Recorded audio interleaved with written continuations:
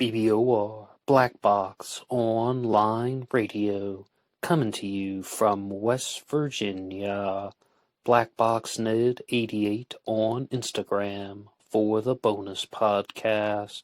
And just a quick reminder, every Monday is Zodiac Mondays, Wednesday is an Ask Me Anything, that's an AMA, so please drop your questions below for things that you would like discussed here on the show, and Friday is an Anything Goes, any subject is fair game, mostly talking about true crime, serial killers, the Zodiac Killer, but any subject is welcome.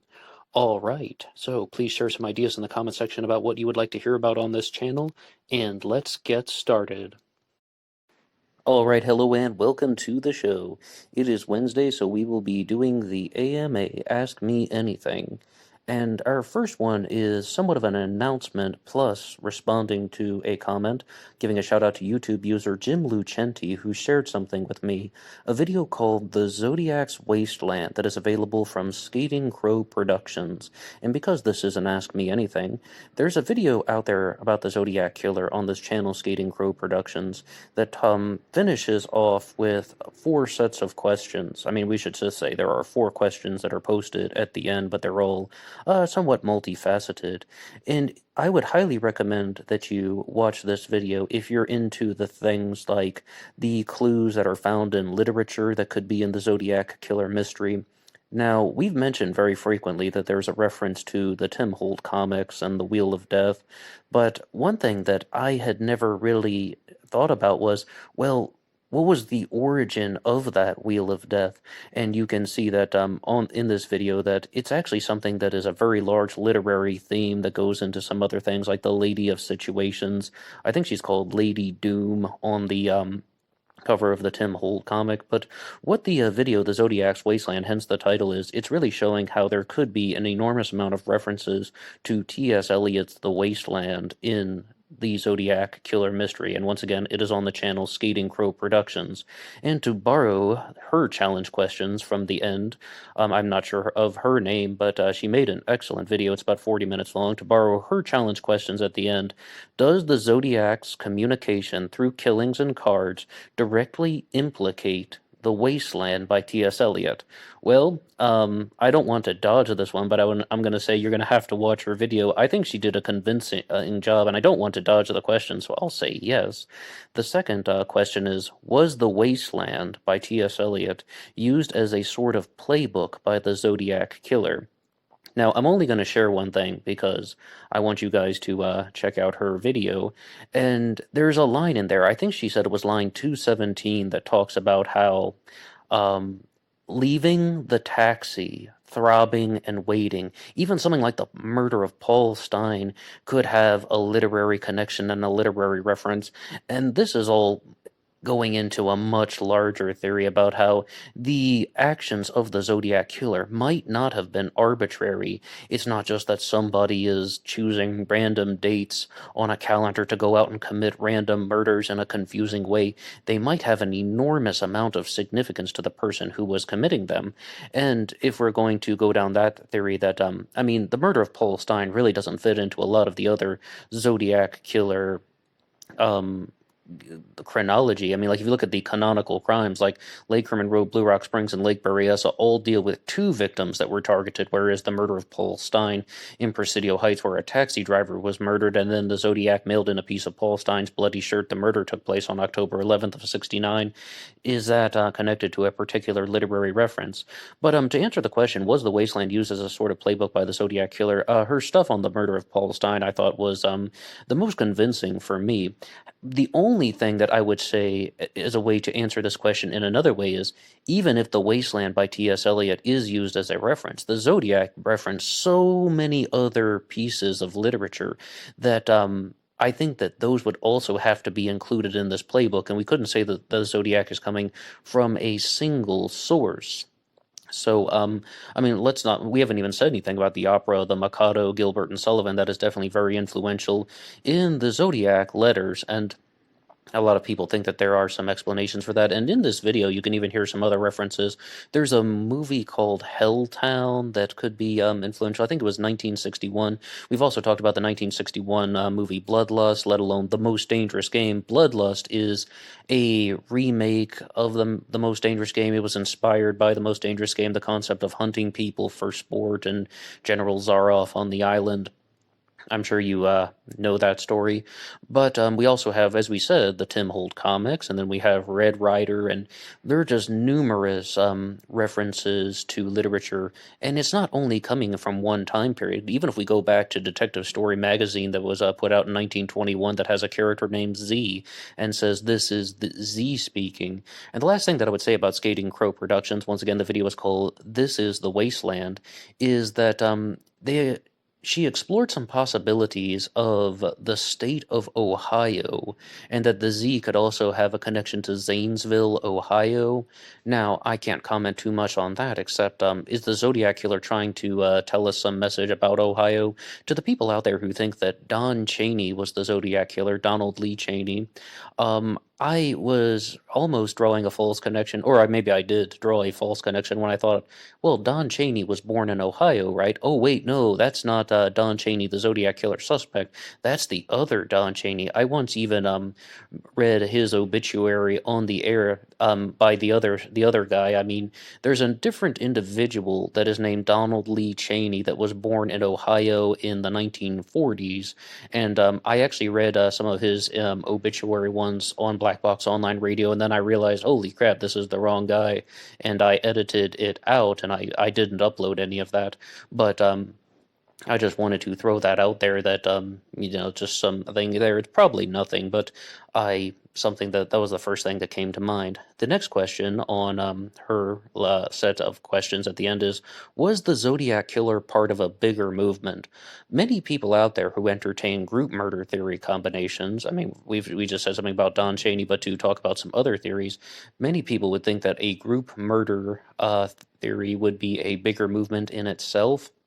And if we look at one of the things that came in recently, I would like to give a shout out to YouTube user Antiliteram. That's Antillitteram. Hope I'm pronouncing that right, Antiliteram, who gives a possible solution to the final line of text in the 408 cipher. And Robert Graysmith said for the longest time that he thought that it was a series of letters that needs to be reshaped and moved around that says Robert Emmett the Hippie, and he even talks about this in the book Zodiac Unmasked when Robert Graysmith is having a conversation with Paul Avery in the 1980s, and he asks, what do you think that final line of text in the 408 cipher means? And of course the 408 has been mostly decoded except for the final line, and it's even possible that that was actually a mistake on the part of the person who designed the thing. But to get to Antiliteram's comment, a new thing that has been proposed that says it actually is supposed to be Meet the Hippie Riot, or I should read the exact comment. I think that the secret sentence is Meet the Hippie Riot, and it's not a simple anagram. There is a scheme.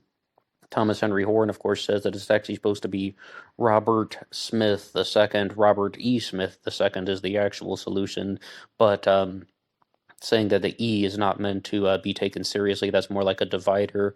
And of course, he's going to try and say that Robert Graysmith was an active participant in this from the beginning, and that he even encoded his name in the cipher. Not that Graysmith designed all this.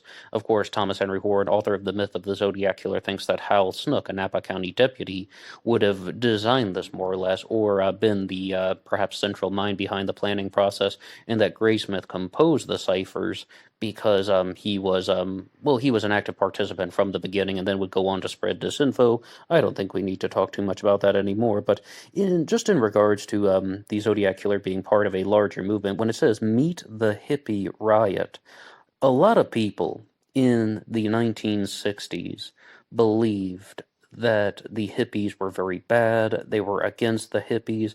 Charles Manson was even against the hippies, and Stephen Kay, the co-prosecutor, we should say, in the Manson family trials, and Stephen Kay, I think, did all of the parole hearings, said that he was the first person to tell me that they use the term slippy. They would slip under the cover of being hippies, and the hippies would think that they're one of them, but in reality, they're very much against the hippie movement. And other people who were against the hippies in the 1960s were those who were involved with the Church of Satan and Anton LaVey. And that's one of the reasons why Anton LaVey gets his start at all, because he is providing an alternative to the hippie movement, because some people just view the hippies as hypocrites. They're like, these people are just saying peace, love, and joy. All they care about is their own material selfishness. So it's possible that the Zodiac was connected to some of those things being anti-hippie, Anton LaVey, Aleister Crowley, or just some other literary circles. I think that that could be one. And here's a question, though. The final question on Skating Crow Productions' 4 challenge questions is, was T.S. Eliot part of a bigger movement? I can't really say that one. I can't really respond to that one with any credibility because I'm not that familiar with T.S. Eliot, but I would just once more like to extend an invitation to everybody to please watch this video, The Zodiac's Wastelands. Thank you once again to Jim Lucenti for sharing this with me. I would say when people share things on this channel, it goes into 3 different categories. The first is that it's completely mind-blowing, and I am captivated. I'm like, oh my goodness, what wonderful revelations we have encountered.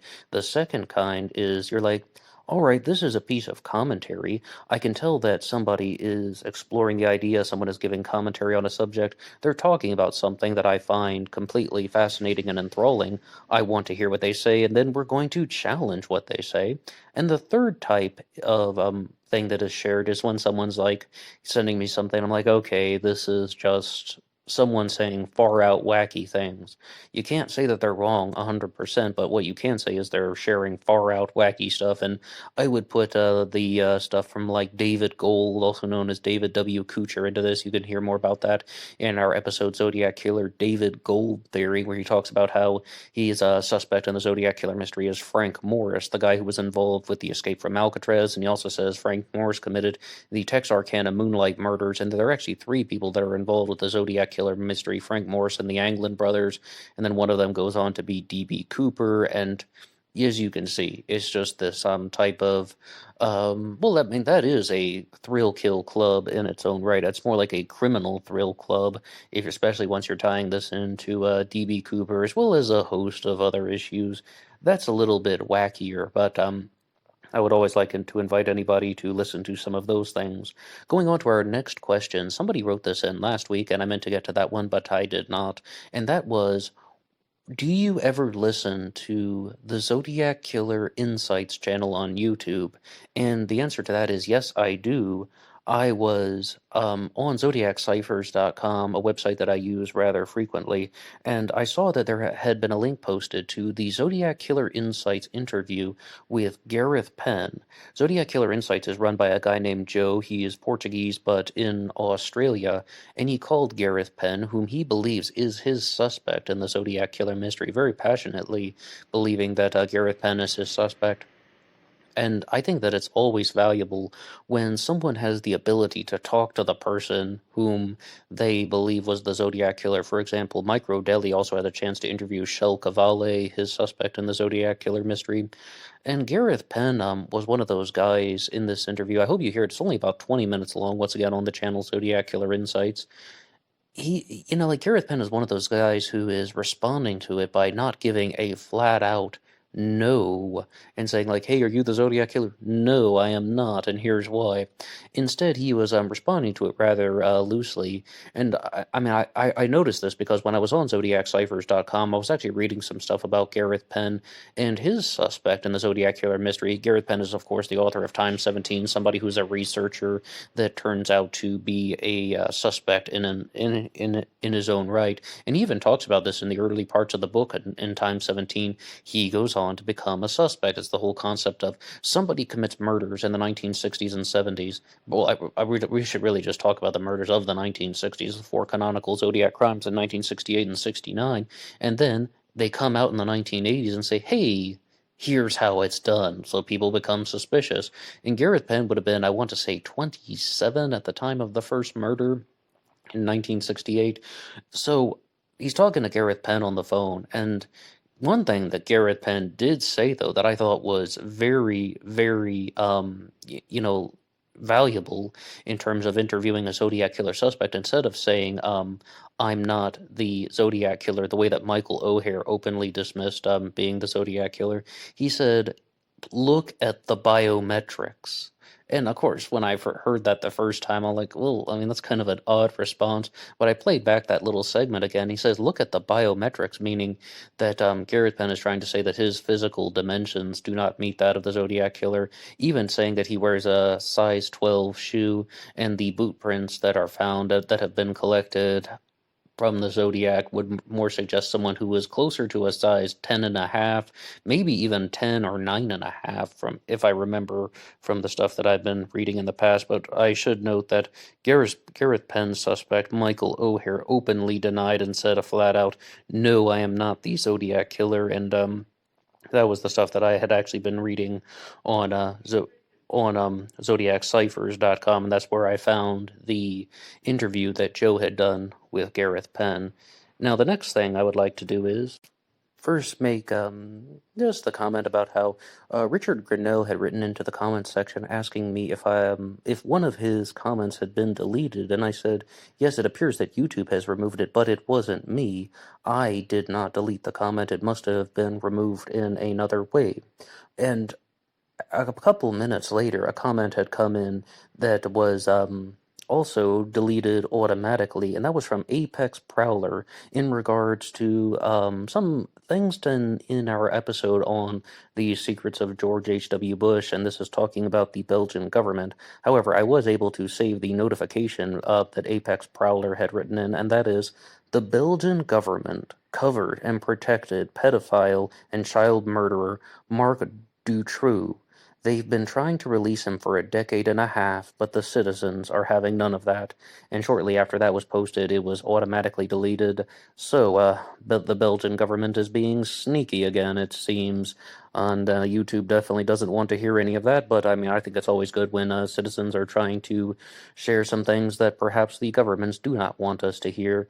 The Belgian government is involved with a host of issues in connection to the United States of America, and I fully have to confess that a lot of them are conspiratorial claims. But when we were going through some material about Mae Brussel and her claims in regards to the Kennedy assassination, the Zodiac killer, the Manson family, as well as everything under the sun. Mae Brussel, of course, the host of Dialogue Conspiracy, and we have some uploads about her here on this channel. She said, though, that when people look at conspiratorial claims, they often look at the CIA, they often look at the mafia, but one point that is heavily neglected is the role of the Nazis, and how many people from Nazi Germany, or just the Nazis in general, came over to the United States of America via Operation Paperclip. And I would like to say that with the Belgian government, there are also alleged infiltration methods that have been used by the Belgians into the United States of America and controlling the process. And I know that this stuff is conspiratorial. I'm not saying that I can prove it to 100% certainty, but people do talk about these things. And I would like to mention a certain individual named Arno De Borgrove. Arno De Borgrove was someone who was accused of being a representative of the Belgian royal family who penetrated the American media system. He came over to the United States of America after World War II, and he was a member of the Belgian nobility. He renounced his title in 1951. However, he would go on to become somebody who was involved with the Washington Times, involved with Newsweek, and he would go on to be a principal founder of Newsmax. And I learned about him because of the show Crossfire in the 1980s, when he was sitting across from Tom Braden, who was a former CIA operative, and someone brought up his connections to the Belgian royal family, and he adamantly denied it and was even making fun of the situation. But we have things like the internet now. You can even get on his Wikipedia and see that, oh, well, he was a member of the Belgian nobility. He just renounced his title in 1951. And does this really mean something like Operation Paperclip, in which Nazis are coming into the United States of America secretly? Well, first and foremost, De Borgrove was not a Nazi, not at all. In fact, I mean, he first went to England and he was in World War II against the Nazis, but doesn't mean that foreign governments don't have their own disinfo agents, or that foreign governments do not have loyalists and media players. I think that that would be a stronger angle to support. And if I can get around to it in 2021, I mean, we're approaching a new year now. It's December of 2020 right now. One thing that has been on my reading list for the last 18 months is The Spike, a book that was co-authored by Arno De Borgrove. And he has a lecture on YouTube about media responsibility. I've watched that thing 3 times, although that was a couple years ago. But it really just goes to show you how this whole Russiagate narrative that we experienced over the last 4 years, they were saying the same stuff in the 1980s. And I mean, the Russiagate narrative is really rather similar to the Cold War narrative that they pushed. It's like a repackaging of the Cold War, Cold War II.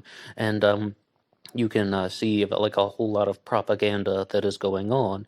But I just wanted to point out that the Belgian government has been accused of some very sneaky things, including disinfo agents within the American media system. All right, and we're going on to our next question now. It is now the holiday season, and we are talking to our family members much more frequently than we do during the first 11 months of the year. And I wanted to use a borrowed question from a family discussion. Normally, we begin these AMA segments with a borrowed question that comes from some other part of the internet. But because Jim had shared that excellent YouTube video with me, I wanted to make an announcement about that one and start things off. But this is one that we haven't really done a borrowed question like this that just came from a previous conversation that I was having over the last couple days.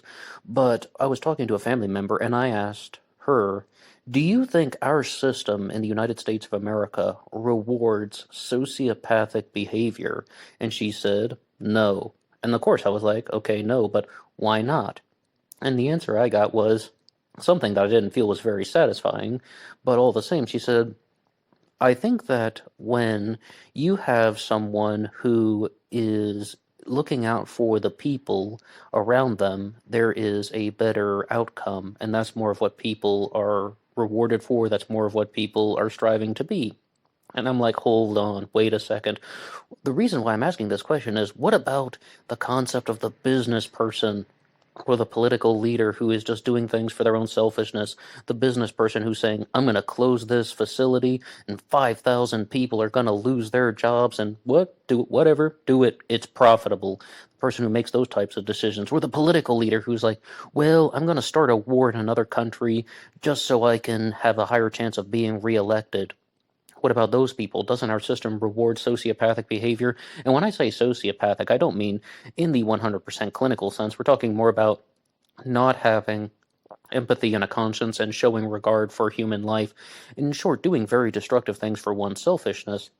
And the response that I got to that was that, yes, those things definitely happen, but in terms of being rewarded, when someone can find the win-win situation, that idea is always seen as more valuable. Say a political leader that can get reelected without starting a war and actually can improve the betterment of his or her own country. That person is viewed as a better leader. Or if you're going to look at the business example, someone who can find a way to keep the business profitable without closing that facility, that factory, or that warehouse that's going to put 5,000 people out of work. When someone can make decisions like that, that is always seen as better. So then, no, our system doesn't reward sociopathic behavior.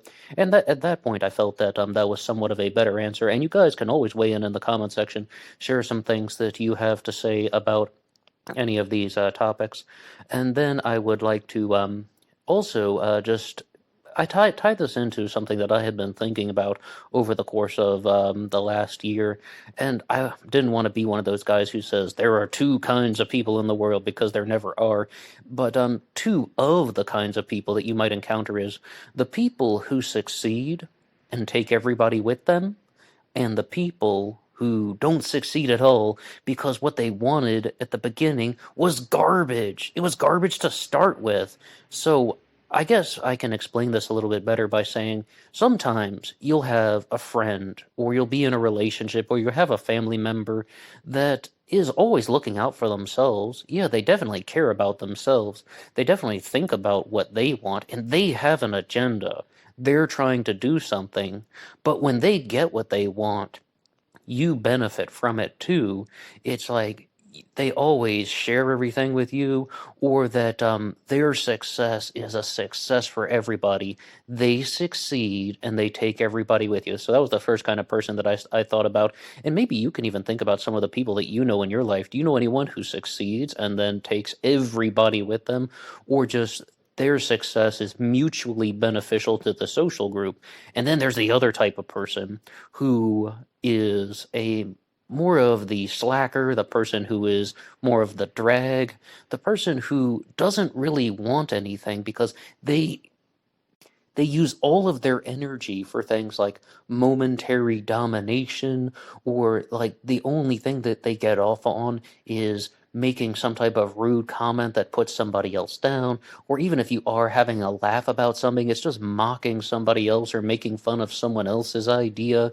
And ultimately, they don't really want anything. They're never the type of person who says, hey, let's open a business, or hey, let's make a short film or something like that. They will never try anything because all they do is just put other people down. All they do is destroy somebody else's idea. And Jonathan Haidt explores this a little bit more in the differentiations between the preserver and the destroyer.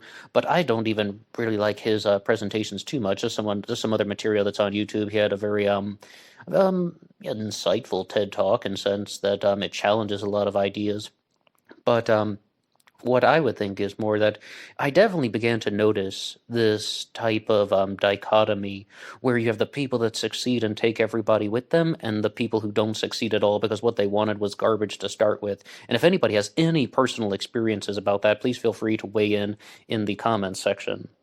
And just one more announcement. We started out the show by talking about some other people's channels, Skating Crow Productions, as well as Zodiac Killer Insights, but because we've been talking about Mae Brussel over the past couple months on the channel, I learned last night that there was a stage play that had been composed about the life and times of Mae Brussel called Queen of Conspiracy. Queen of Conspiracy is also the name of her biography that was written by Marie D. Jones that we talked about here on this channel. But this one, Queen of Conspiracy, the stage play, was written by an individual named Josh Hartwell. And what I would actually like to do is have them talk about Mae Brussel in their own words. So let's have a listen. Good evening, this is Mae Brussel. It has been a continuous decade of lies through the assassination of President John F. Kennedy. And 24 hours later, John Lennon was dead. The murderers are moving up in power in Washington, D.C. As the decade of murders and assassins. I'm Abby Apple-Bose, and I am playing Mae Brussel. And Mae Brussel is a radio personality and a conspiracy theorist. And what's kind of amazing about her is she had a lot of conspiracy theories, which started out first with her investigation of the Warren Commission report, because she was very passionate about trying to find out who actually killed John F. Kennedy.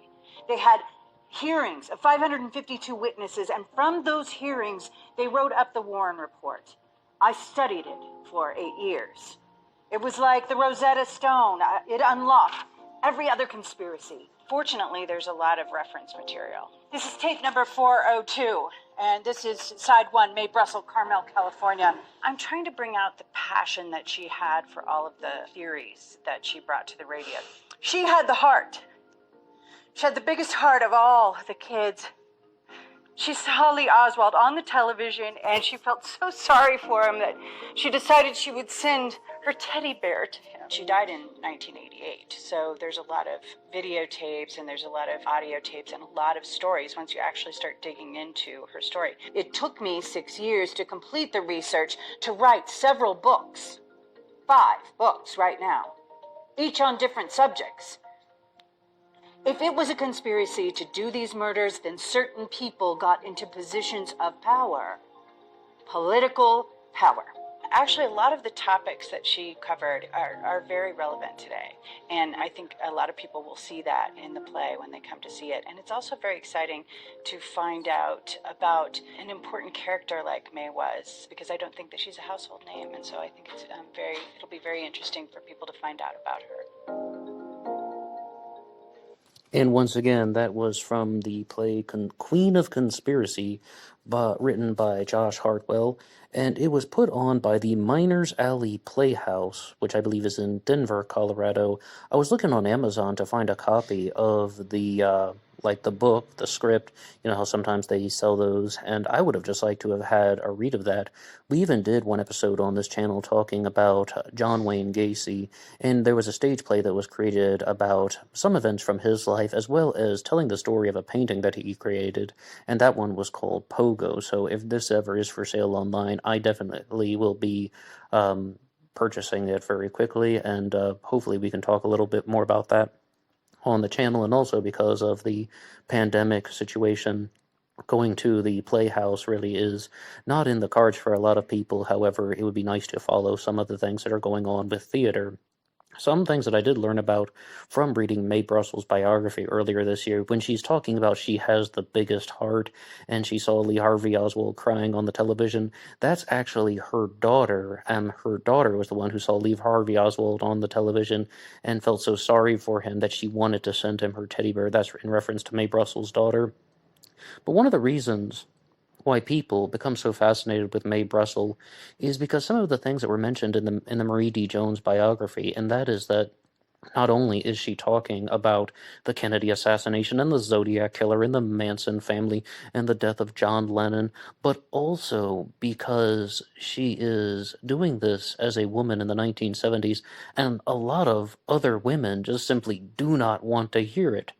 Not even talking about men, but she's trying to interact with other women, and they're like, hey, we don't care about anything that you're saying. They're just shunning that type of behavior. They think it's not ladylike, and I would be quite curious how this stage production would put something like that out there. But it definitely has my curiosity. And I was listening to an episode of it wasn't her show, Dialogue Conspiracy.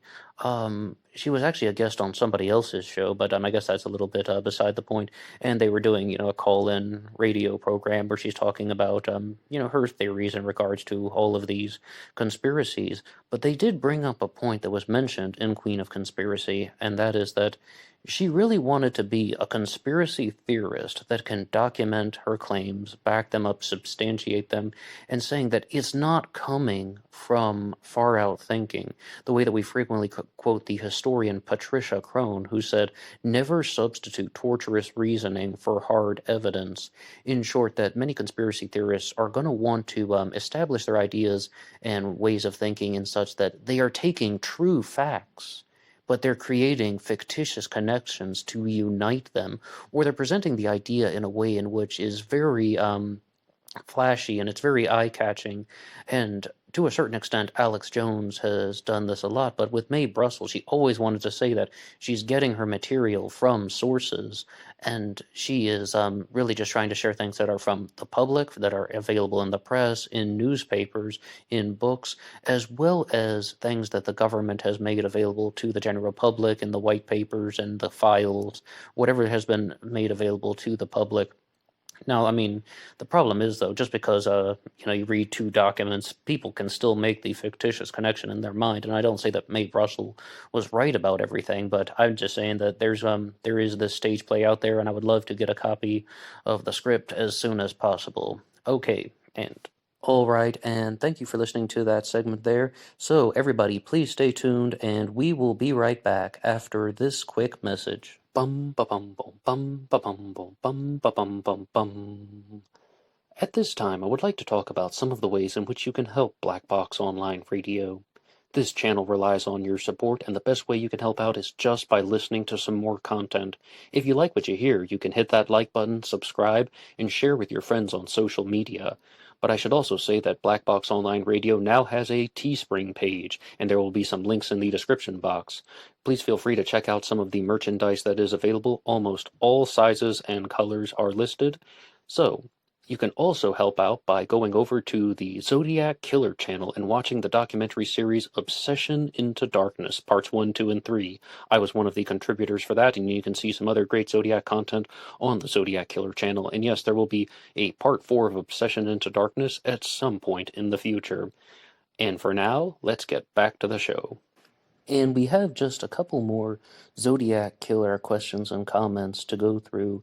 The first one comes to us from Hamid, who asks, how will you celebrate if the Zodiac Killer mystery is solved? Firstly, thank you, Hamid, for the question.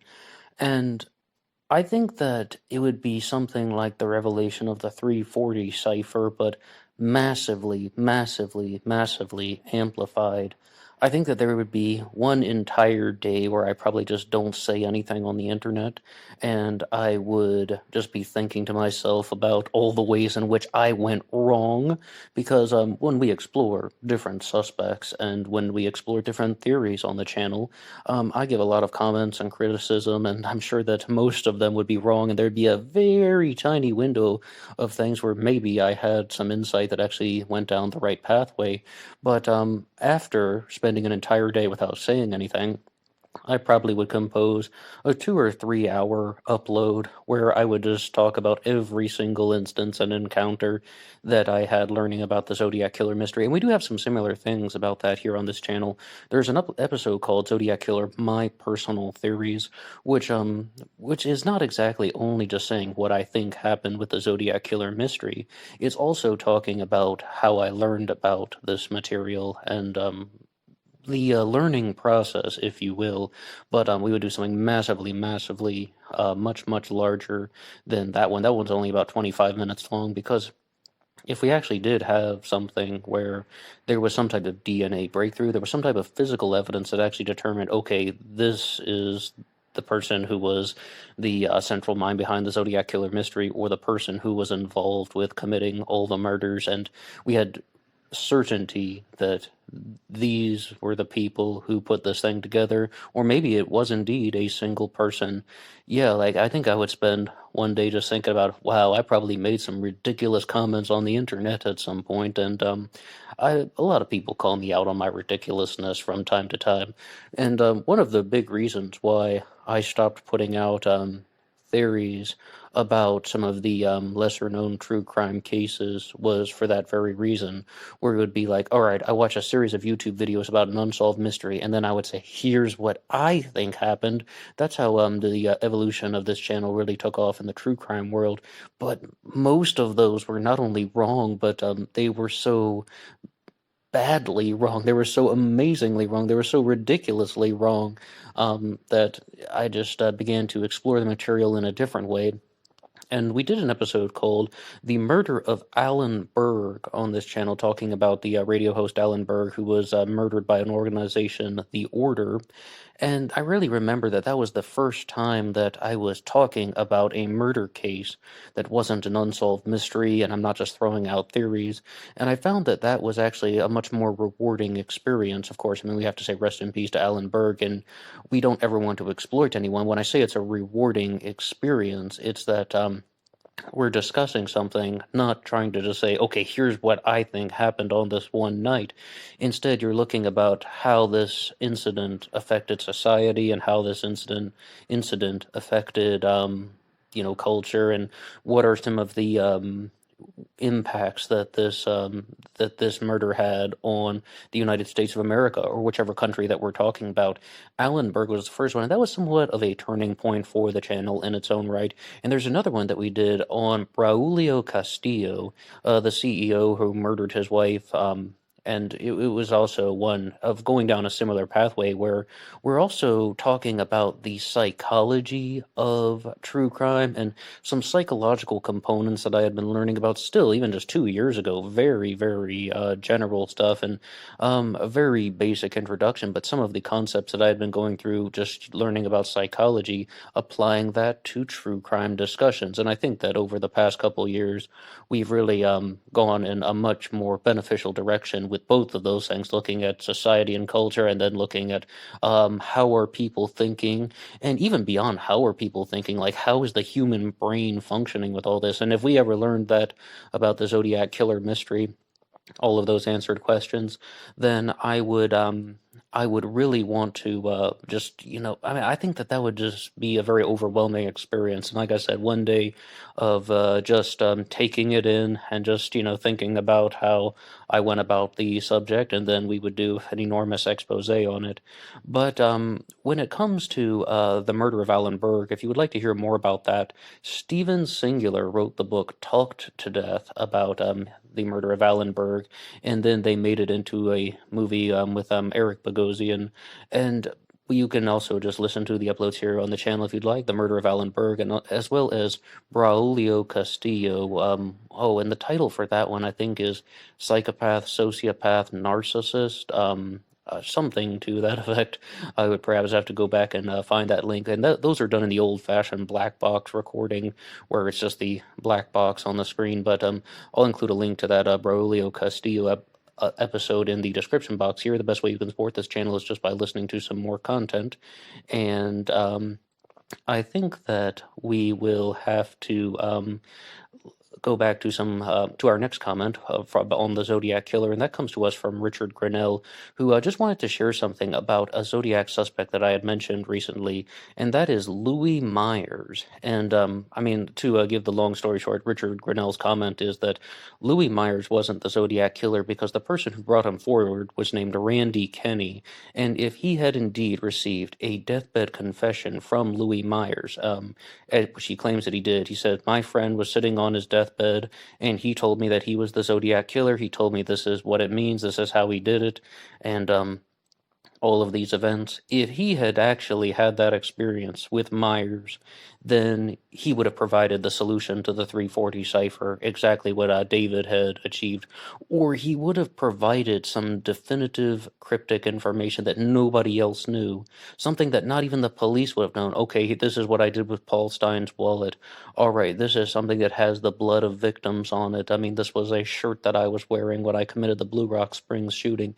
None of that stuff is present. And I wanted it to be 100% clear that I don't think that Myers was the Zodiac killer for that exact reason. In 2017, I did 3 episodes on Louis Myers. It was like a part 1, part 2, part 3, because I'm not going to lie, I was a little bit captivated by him as a suspect because I thought it provided a lot of answers to the questions that people had in terms that of perhaps, the Zodiac killer was indeed a 17-year-old, and that's something that just nobody ever thought about, and that Myers was also a guy who was, just the explanations were there. He had a definitive connection to Betty Lou Jensen being a classmate of hers. He was a former co-worker of Darlene Ferrin's, and the explanation for murdering Paul Stein was that he did it for drug money, and that, he would have learned about coding from, I believe, his grandfather or his uncle.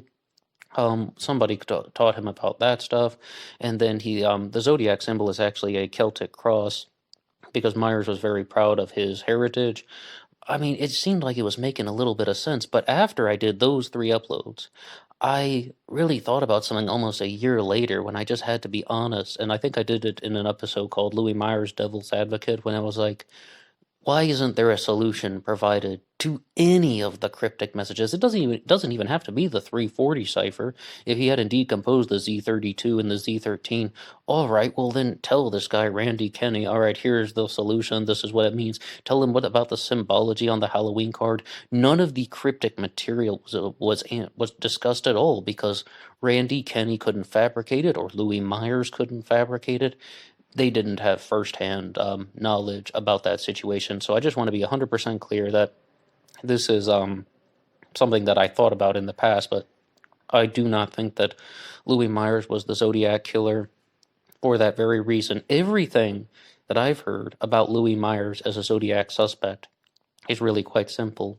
It could have come from somebody who was learning about the case, someone who had read up on this stuff, someone who had studied the material, and I even began to doubt some of the claims that they made that Myers had confessed to some guy in the 1970s that he was indeed the Zodiac killer. Was that guy an active participant or not? But that's purely speculation on my point. I mean, the real answer that I think is, it's exactly what Richard was talking about. And I mean, I know I was talking in the episode that we did on the Faraday Jensen murders that I was exploring the Louis Myers theory and talking about a claim that someone had made, but I made it sound like that I genuinely believed it at this time. Being 100% clear, I don't think that Louis Myers was the Zodiac killer. I think that somebody really read up on the case at some point in their life, and maybe it was indeed Myers, and let's just even say that it's possible he did tell Randy Kenny all of these things, but he wasn't the Zodiac because he couldn't answer anything that's actually that the real killer would have known. And our next comment is coming into us from Rita Blair. I think it's pronounced Rita. It's Retha. And Rita writes, "Why does it take forever to fry Lamarcus Davidson?"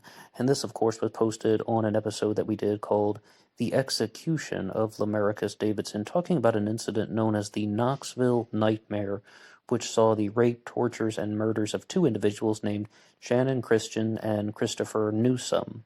Now, this is one that I was quite surprised about. I'm joking about the actual episode that we did, The Execution of Lamarcus Davidson. When I put things out on Black Box Online Radio, I never know what people are really going to want to hear about or what people are going to be heavily involved with, and a lot of people have been tuning in to that episode. So what I did was I recognized that I was talking about things in a very general way, in almost I mean, not even social commentary, but just exploring some ideas about, like what happens when people are on pros and cons of the death penalty, and that's really what it turned into, just an expose on should we even have the death penalty in America. But a lot of people have been listening into that, and I think some of them actually wanted to watch the execution of Lamarcus Davidson live on YouTube, and they wrote about that in the comments section. But he is still on death row as we speak, and for the murders of Channing Christian and Christopher Newsome.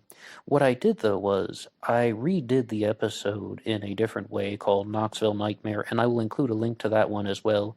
I'm always inviting you guys to check out some of that material, because with that one, I didn't want to only ask some very general questions about criminals and rehabilitation, and I can just share one thing from the execution of Lamarcus Davidson.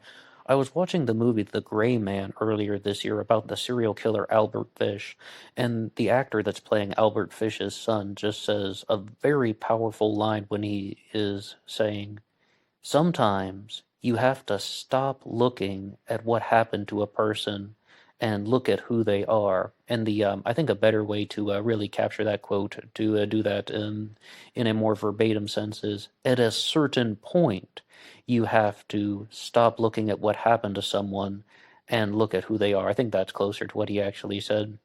It's been a while since I've seen that film, and we did do two parts on the serial killer Albert Fish, and one of them was exploring the content in the movie The Gray Man. The first one, I mean, that's been one of my favorite uploads to have recorded this year in 2020. But to talk more about Lamarcus Davidson, I did that very general episode, and we're looking at some things that are borderline philosophical, and I mean, talking about the death penalty as well as rehabilitation and childhood trauma, and that's why I wanted to redo the episode, because the Knoxville News Sentinel had an enormous amount of media coverage around this incident that was known as the Knoxville Nightmare. So I wanted to listen to many of the news pieces that they have and the testimony and people that are sharing their version of the events, including an individual named Latalvis Cobbins, which you can hear more about in our episode on the Knoxville Nightmare. But thank you to Rita Blair, all the same, for the comment. But a lot of people were very frustrated about that, and as you can hear from her comment, she's very frustrated, and some people do tune into that episode because they want to watch the execution, as I said. However, that will probably not happen for a couple more years. Even in 2019, they were still dealing with some of the legalities of the crimes. Our next comment comes to us from David Ike, who says, "Weird, I was just about to mention Bill Cooper and you mentioned him. Was gonna say to check him out if you haven't, but it seems you have done so already. Bill Cooper predicted 9/11, mentioning Osama bin Laden a couple months before Alex Jones, and he did it a month later, talking about Jones, that is. I think Jones is a gatekeeper and was an insider replacement for Bill Cooper, who was killed not long after and took his audience. In regards to the relationship between Alex Jones and Bill Cooper, of course, the author of Behold a Pale Horse, the host of the radio show The Hour of the Time, and sharing countless ideas that have now been taken and put on the internet, and you'll find little interview segments, presentations that Bill Cooper did. But he was definitely I was about to say the biggest influence on Alex Jones. I mean, maybe I don't have a biography of Alex Jones in front of me, but one of the largest influences on Alex Jones and InfoWars, absolutely.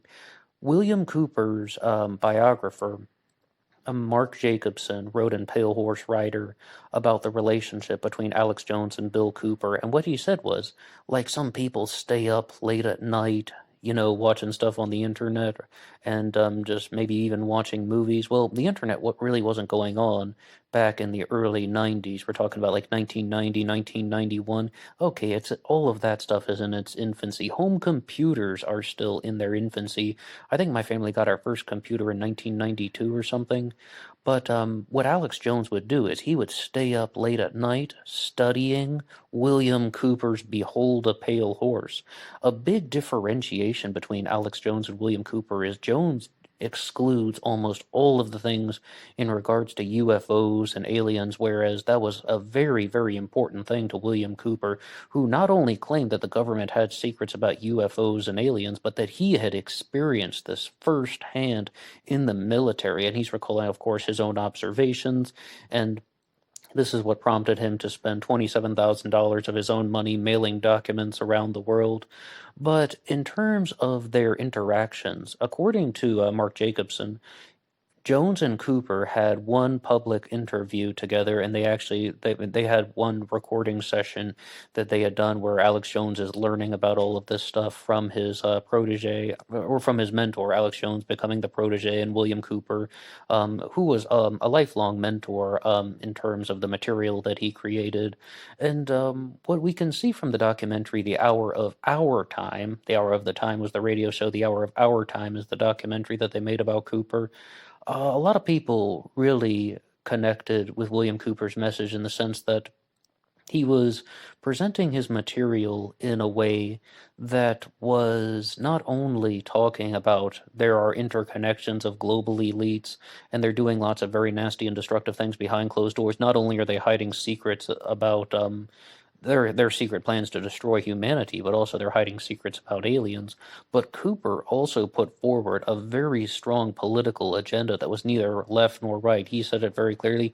Once you go down the pathways of left or right, that means you have an agenda. Your only agenda should be the truth. And I mean, I've talked a lot about this stuff back in 2019, maybe even 2018 a little bit. And we even did 2 episodes on Pale Horse Rider, the book that is about William Cooper and the material that he had been discussing throughout his lifetime.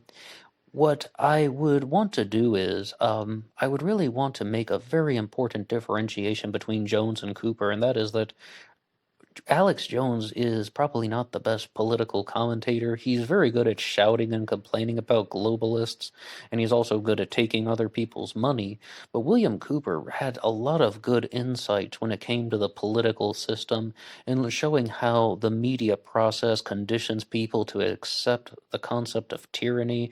And he also proposed solutions to this, and you can go back and find some of the episodes on Black Box Online Radio when we talk about this, like epidemic of tyranny. And I think one is we have another one on the politics of William Cooper, and even William Cooper, Ancient Magic Religion. That's more about the his commentary on Luciferianism and how that has made an impact on the political system. You can go back and find some of these things here on the channel if you'd like to hear more. But was Alex Jones the gatekeeper and meant to take over William Cooper's audience? No, William Cooper was knowing that he was going to die. It's like I don't have enough knowledge to say that that's what actually happened. I'm uncertain of that exact claim, but William Cooper did pass away in around 2001 thereabouts, and then that was really when Alex Jones began to take off, because the 9/11 truth movement was something that pushed Alex Jones to a new level. He was saying all of that stuff in the late 90s, and you can even see that public access video of him where he's like carving a pumpkin on Halloween, talking about the men in black helicopters are coming for you. Like he's doing all of those things well before 2001 with September 11th, but after 9/11, Alex Jones was propelled into a new level, and according to Joe Rogan, Alex Jones called him on the night of September 11th and said that this is an inside job, and I mean that's the globalists, it's the tyrants and the social engineers. But I definitely find Cooper's material to be more insightful because even though he's saying some far out conspiratorial claims, and he's making like they're conspiracy theories, there is no doubt about it. Those are genuine conspiracy theories. But in terms of political commentary, he's actually talking about proposing solutions. He's talking about term limits in Congress and his reasons why. I mean, things like that. And like I said, there is a lot of valuable material in there. And we have another comment coming in about the Zodiac killer saying, Ned, do you think that Melvin Bellai was the Zodiac's lawyer? Well, somebody definitely wanted to be in touch with Melvin Bellai. Was the Zodiac using Melvin Bellai as a lawyer? As far as I know, the only lawyer that the Zodiac would have possibly had was Tarbox.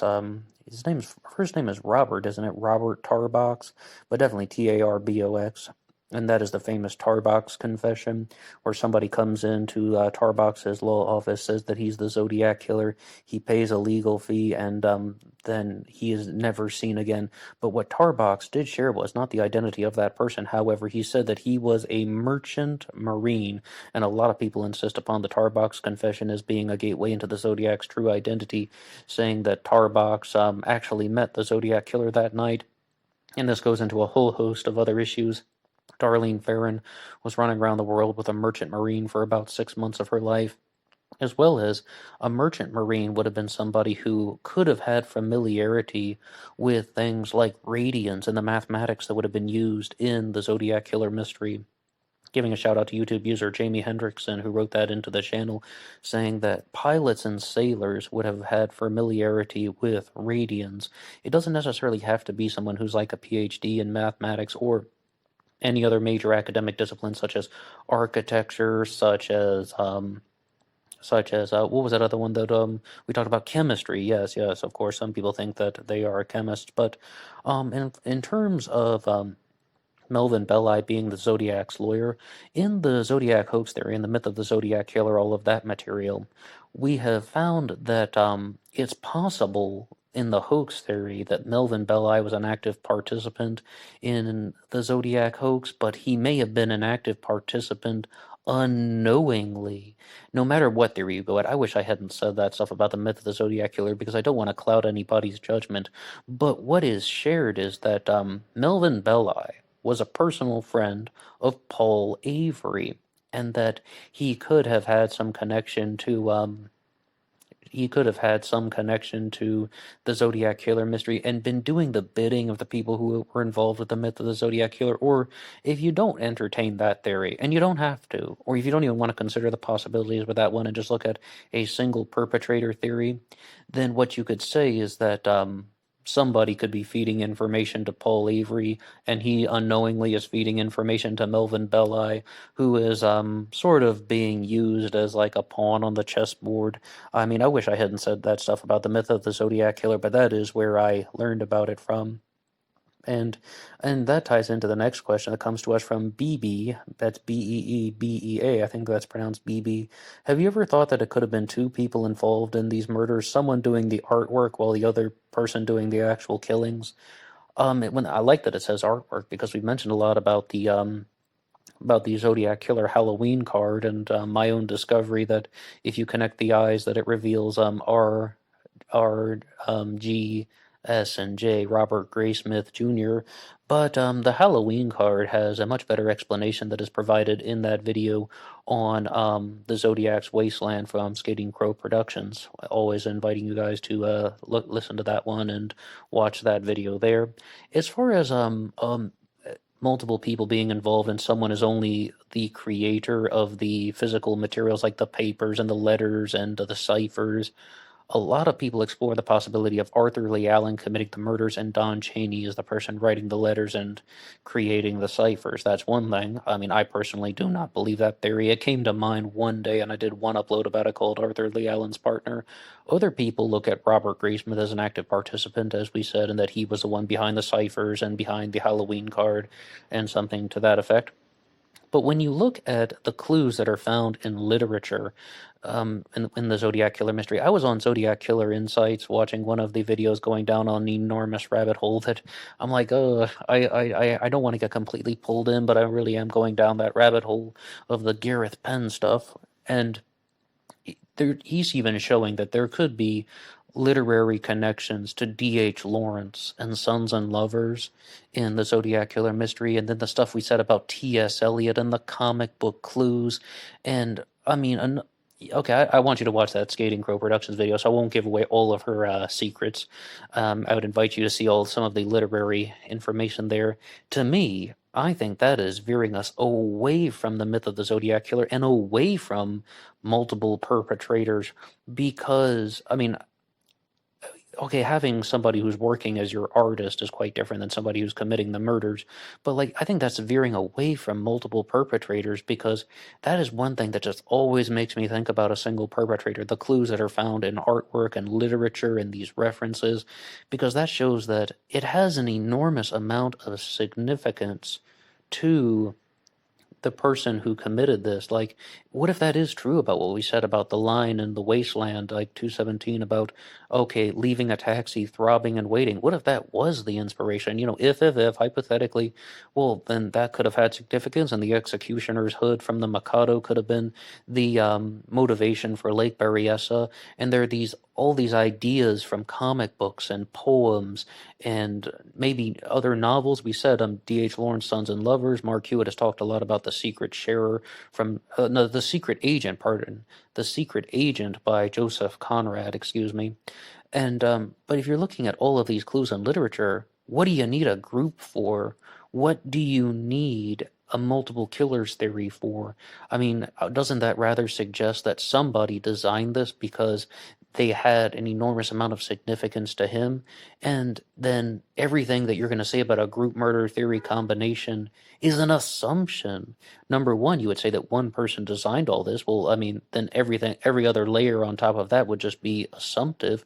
And the second thing to say is that would more suggest that it was something that was very calculated, very methodical, very premeditated. This person knew that they were going to commit these crimes on these dates and these ways. And yeah, okay, the Zodiac is following contemporary events, talking about the appearance on the Jim Dunbar show in the 340 Cipher, but that's the Cipher. That is not one of the murders. And if you look at the murders and how they could have had a personal significance to somebody, well, that's it, a personal significance, not a group significance. I mean, what is this, some type of book club that decided to kill people? Yeah, we read D.H. Lawrence, Sons and Lovers. Yeah, we read The Secret Agent. Yeah, we're talking about T.S. Eliot, and then they go out to murder people? I don't think so. And that was a facetious statement, but I mean, it's being outrageous to prove a particular point, that once you really look at the significance and connections to art and literature and comic books, that almost seems like it's coming from one person's mind and one person's ideas and one person's imagination. And I think that that's a very good time to end this AMA here. Thank you to everybody who's listened this far in. And as always, you can like and subscribe, and I will see you on Instagram for the bonus podcast. And please tune in Friday for our Anything Goes segment. It'll be a big one this week, and you can see some links that are posted here to other content. That's all for me now. Until next time.